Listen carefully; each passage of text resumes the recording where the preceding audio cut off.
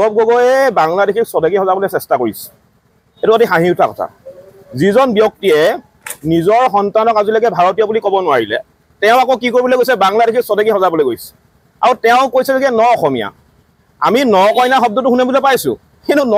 অসমীয়া আমি শব্দটো আজিলৈকে শুনিবলৈ পোৱা নাই কোনোবা শুনিছে জানো ন অসমীয়া বুলি আৰু তেওঁ এই ধৰণৰ ভণ্ডামি কৰা উচিত নহয় আমাৰ স্পষ্ট কথা সন্দেহযুক্ত নাগৰিকৰ বিৰুদ্ধে আমাৰ অভিযান চলি আছে অভিযান চলি থাকিব ইতিমধ্যে আপোনালোকে গম পায়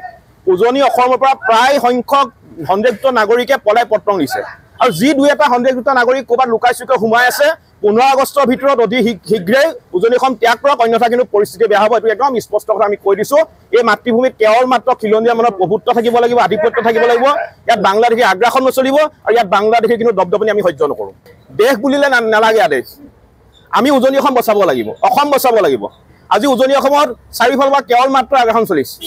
এই আগ্ৰাসন কিন্তু অকল নামনিতে সীমাবদ্ধ হৈ থকা নাই উজনিলৈ পাইছে গতিকে উজনি অসম বচাব লাগিব বচাবৰ কাৰণে আমি কাম কৰিছোঁ আৰু এই মুহূৰ্তত যদি আমি কাম কৰি থকা অৱস্থাত কোনোবাই যদি আমাক কটাক্ষ কৰে তেনেধৰণৰ কটাক্ষ আমি গুৰুত্ব নিদিওঁ আমাৰ স্পষ্ট কথা মিয়া উজনি অসমত যাবই লাগিব আমাৰ অভিযান চলি আছে ইতিমধ্যেই উজনি অসমৰ পৰা মিয়াই পলাই পত্ৰং দিছে যি দুই এটা মিয়া সোমাই আছে সেই দুই এটা মিয়াকো আমি 15 আগষ্টৰ ভিতৰত আমি বিচাৰি উলিয়াম আৰু খেদিম আৰু অখিল গগৈ ডাঙৰীয়ে যে কৈছে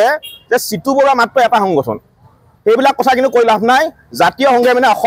অসমত প্ৰতিখন জিলা সমিতি আছে আঞ্চলিক সমিতি আছে আৰু মোৰ লগত এতিয়া যিসকল ব্যক্তি আছে এয়া হৈছে আমাৰ জাতীয় সংগ্ৰাম মানে অসমৰ চেঙেলিবাৰী আঞ্চলিক সমিতিৰ সভাপতি আমাৰ জিলা সমিতি শিৱসাগৰ জিলা সমিতি সম্পাদক আছে শিৱসাগৰ মহকুমা সমিতি সভাপতি আছে গোটেইখিনি মানুহ ইয়াতে আছে দেখোন তেওঁ কেনেকৈ এটা মানুহ দেখিলে তাৰমানে তেওঁ এইটো বুজাব বিচাৰিছে যে মোৰ আমাৰ জাতীয় সংগ্ৰামী মানে অসম বা অসমৰ জাতীয় জনগোষ্ঠীয় দল সংগঠনবিলাকৰ গাত শক্তি নাই কথাটো বুজাব বিচাৰিছে কিন্তু আমি এটা কথা কৈ দিব বিচাৰিছোঁ আমি মিয়াক লৈ কিন্তু ৰাজনীতি কৰা নাই আমাৰ আগে পিছে কিন্তু মিয়ামনক লৈ আমি সংগঠন কৰা নাই আমি খিলঞ্জীয়া ভূমিপুত্ৰসকলক লগত লৈ সংগঠন কৰিছোঁ মিয়াক লৈ সংগঠন কৰা নাই অখিল গগৈ কি কৰিছে অখিল গগৈ আগলৈও চাব মিয়া পিছলৈও চাব মিয়া কাষতো চাব মিয়া এইপিনেও চাব মিয়া চবফালে মিয়াক লৈ সংগঠন কৰিছে